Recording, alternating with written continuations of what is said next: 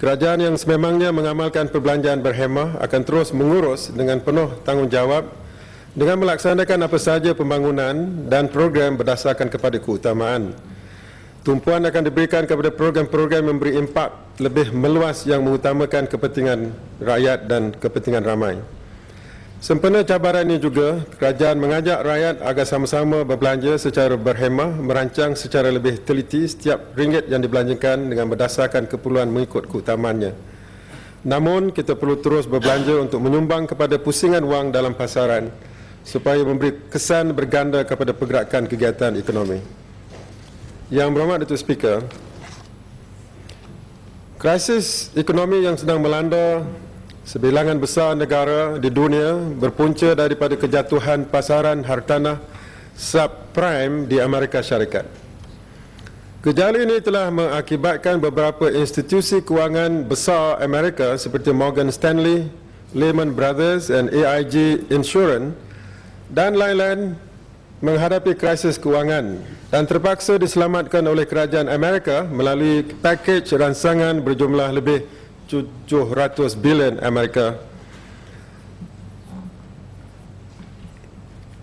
Krisis ini telah merebak ke negara-negara Eropah yang mempunyai institusi-institusi dengan sistem kewangan yang berkait rapat dengan sistem kewangan Amerika.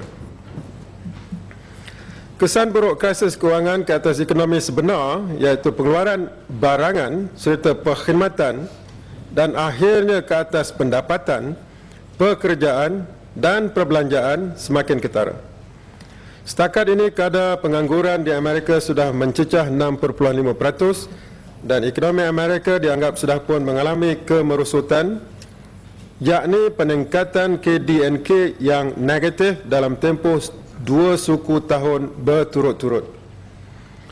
Negara-negara yang mempunyai hubungan ekonomi yang erat dengan Amerika seperti United Kingdom, Jerman, Jepun dan Singapura sudah pun menerima kesan dari kemelesetan ekonomi Amerika dan mula mengalami pertumbuhan KDNK negatif bagi suku tahun ketiga 2008. Sungguh pun ekonomi negara-negara sedang membangun di Asia seperti China, India dan negara-negara ASEAN selain daripada Singapura setakat ini belum mengalami kemerosotan. Kadar pertumbuhan sudah mula merosot. Ini adalah kerana proses globalisasi yang menyebabkan ekonomi dunia keseluruhannya sudah menjadi lebih saling berkait. Pertumbuhan ataupun kemelesetan di sesebuah negara yang besar seperti Amerika yang selama ini dianggap sebagai jentera utama bagi ekonomi dunia akan pastinya membawa kesan negatif terhadap hampir semua negara di seluruh dunia.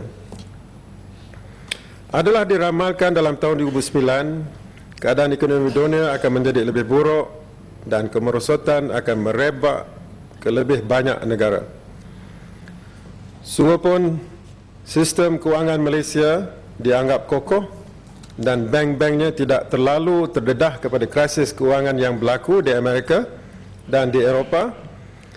Jelas, sebagai sebuah ekonomi yang terbuka yang bergantung kuat kepada pasaran ekspornya yang merangkumi benua Amerika, Eropah, Jepun, China dan lain-lain. Ekonomi Malaysia juga sedang dan akan terus tertekan oleh trend yang lemah dalam seluruh ekonomi dunia. Untuk menentang arus pertumbuhan ekonomi yang lemah, kebanyakan ekonomi di dunia sudah pun melaksanakan pakej ransangan yang merupakan peningkatan perbelanjaan oleh kerajaan. Tetapi tujuan dan kegunaan pakej ransangan ini berbeza di antara negara-negara. Di Amerika, kebanyakan daripada pakej 700 bilion dolar Amerika bertujuan digunakan untuk menyelamatkan institusi kewangan dari menjadi muflis. Di negara China pula, pakej ransangan sebanyak 586 bilion dolar Amerika digunakan dalam beberapa projek pembangunan yang dapat menjana pengganda yang kuat dalam seluruh ekonomi melalui peningkatan pelaburan dan juga penggunaan masyarakat pengguna negeri China.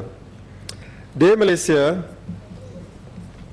sebanyak 7 bilion ringgit telah diperuntukkan bagi merangsang sektor pembinaan industri kecil dan sederhana serta bagi melaksanakan projek-projek membasmi kemiskinan serta meningkatkan tahap perbelanjaan pengguna. Selain daripada perbelanjaan tambahan kerajaan sebanyak 7 bilion ringgit, kerajaan juga membenarkan sumbangan KWSP oleh pekerja dikurangkan daripada 11% kepada 8%. Ini akan meningkatkan lagi jumlah pakej ransangan di antara 3 bilion hingga 5 bilion ringgit, tertaluk kepada bilangan penyumbang yang memilih untuk mengurangkan sumbangan KWSP mereka.